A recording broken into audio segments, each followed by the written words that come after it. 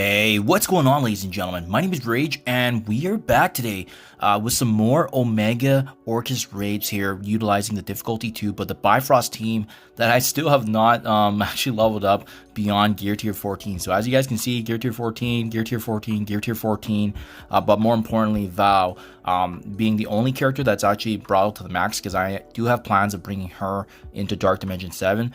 This 5-piece team has been able to consistently get me at least through the majority of the first 2 nodes by myself, and then obviously the rest of the alliance members can dogpile and finish up the boss node together. So in today's video, guys, I want to walk you through how I attack the first and second node using this team, but also to demonstrate that honestly, the Bifrost team, even at their lower gear tier levels, still has value. If you guys haven't built up Iron, maybe this is going to be able to help you kind of navigate the waters a little easier. But in the meantime, this is what's working for my alliance anyways, and I'm not going to bring them up just because with the Night Stalkers around the corner. But thankfully, we're still doing difficulty 2, and this has been able to, you know, been a band-aid approach that we can still get through a lane and push higher through the progression in terms of the nodes and so forth. So hopefully this is able to help you guys. But yeah, let's get right to it then. I want to show you my strategy overall and how I can get the majority of these first 2 nodes done. Yeah, it's pretty crazy though. Val actually makes up like half of the team's total power, as you can see, 1.4 million, but many of the characters only being gear tier 14, not even level 80. And again, this is difficulty 2 on the Omega Orchis, guys. So we're gonna start things off. There's a couple of key things you want to be mindful of, and like I said, this is not going to be perfect when you go through it, because we're not going to be one-shotting it, but we're going to be getting it to a point where our alliance members can easily clean up. So I can try to show you guys here, you know, how we're going to mirror some of the other players on our alliance, and that's where we're going to be showcasing the strategy here. Remember, the most important things is just getting through Mystic. It doesn't need to be clean. It doesn't need to be, you know, a smooth gameplay here. So you can see there's not much you can do in the beginning. Honestly, you can auto the very start because everything is going to be going to Sasquatch and you can't do much.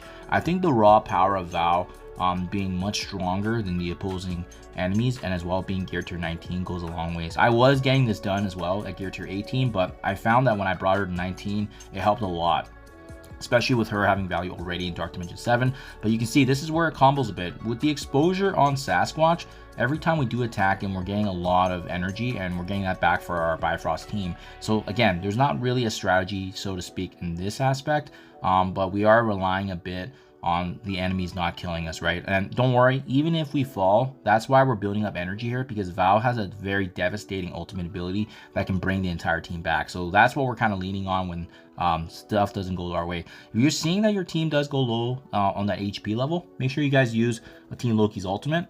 It does help out, bring us back a bit. You know, you can see the amount of regens we're getting.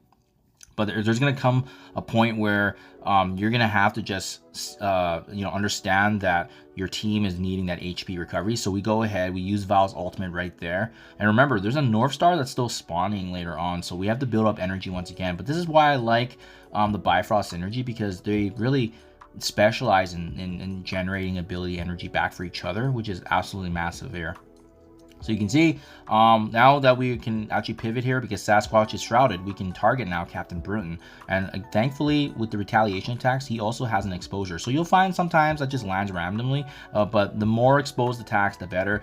And again, Bifrost has a lot of exposure and energy generation. So you can see right here, we're just kind of taking our time here. We're just trying to make sure that we finish him off. Sasquatch is taking care of 10 out of 14 enemies for this first node, and then North Star is going to spawn. So in this video, I wasn't able to get the one shot cleanly, but I'm gonna I'm gonna bring this node to a position where an alliance member can easily clean up, and you'll see pretty shortly here. So there's not much you can do. Ideally, if you could have landed the Val ultimate when North Star spawned, that's like the best case scenario. That's how I did it in my first video. But because this is a higher difficulty now, it's a lot more difficult to time that. So ideally, when this new wave does spawn, using a Val special to be casting in an ability block, as you see right there, it can slow down the damage that's going to be coming from North Star, right? He's kind of the big pain point here, and you can see now we're just doing damage. The good news about this team is, once again, there's a lot of AoE attacks. If there's exposure, we're getting energy again back for our team. So we're in complete control right now. We have a lot of buffs. The enemy has a lot of debuffs, and then if you are able to use Loki, you always want to use his special to essentially target whoever you want to take down, right? Sasquatch first, and now North Star is going to be the pain point here. So you can see how quickly it turns around because of the damage that's done by North Star. You can see he just flipped everything. Our Loki got absolutely crushed, but at this point you should have gotten enough energy once again to use Val's ultimate for the second time, and this is what's going to get you to the finish line in this first node, because thankfully we're not up against an endgame Thanos, so this actually puts us in a great position for success. You can see now all the painful priority targets have been taken care of. Nova's kind of the last puzzle piece here, but you can see that these characters, they're not going to be doing a lot of damage to us at this point now. We really only have one job here. We're not going to be able to finish the one shot here, but we're going to be putting ourselves or our teammates in a position to clean up, and as well at the same time, now check this out, we're generating ability energy once again for our team. And remember, this team is gear tier 14 plus that massive Val, which a lot of folks will probably build up because her being an original strike character, there's going to be value in the future. And now the only thing we care about is, once again, just building up energy, because we're not going to have time. As you can see, 20 seconds counting down, but this was a very clean attack, and this is where you want to be. We took down all the painful targets.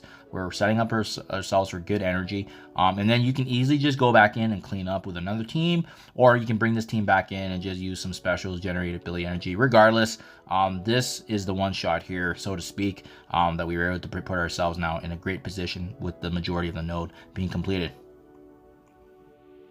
Okay, next up, this is the second node here. Very important to focus on this one as well, because this is where we do start facing some of that buildup of the Annihilators, and as well, if you don't target the right enemies, you can be setting yourself up for failure here, especially given how they compound. So there's a couple of big ones you need to take down. Gladiator's the obvious one. I think Peter B. Parker gives a lot of support to Spire Society, so you want to be able to do as much as you can to Gladiator first and foremost. Utilize Bifrost, all the AoE attacks as much as you can, but very carefully always keep an eye out on Thanos endgame, because when he triggers his passive, it's very likely going to target and finish off everybody on your team. So we try to be very strategic here, right? We're going to try and attack as much as we can. Obviously though, when there's a retaliation attacks, there's not much you can do about it.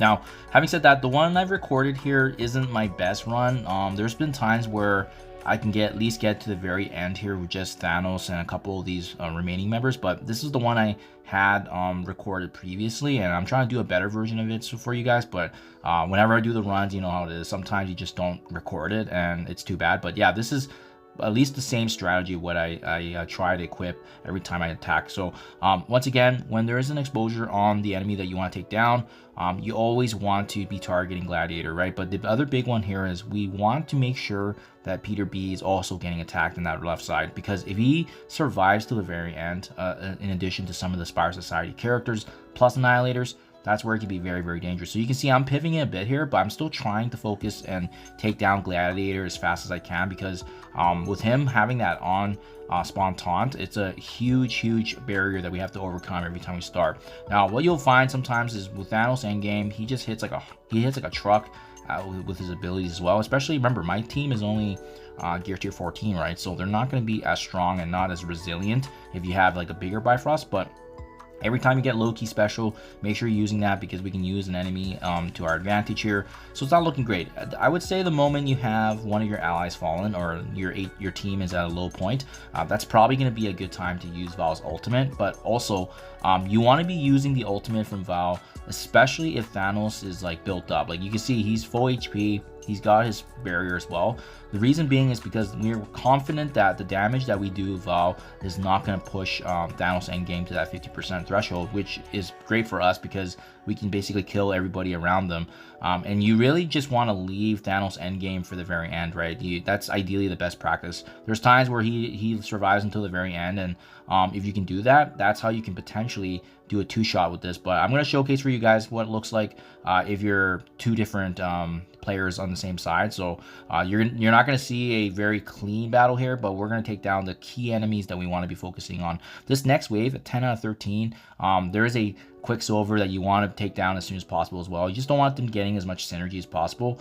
It is unfortunate that he spawned next to Thanos though, so that way like there's some chain attacks that happen, they can hit him. But you can see now there's a Penny Parker, right? This is why we wanted to focus on Peter B, and thankfully the debuffs clean it up. So this is actually a really good assisted attack right here. This is not going to be able to finish the node, but it puts us in a position where, you know, some of the key enemies like, you know, Gladiator, Peter B is taken care of, and now we are in a good spot to let our ally clean up. So this would be a good point to back out to cancel, but you can see Thanos Endgame actually used his ultimate there and actually killed a lot of our allies. So now we're just gonna restart this.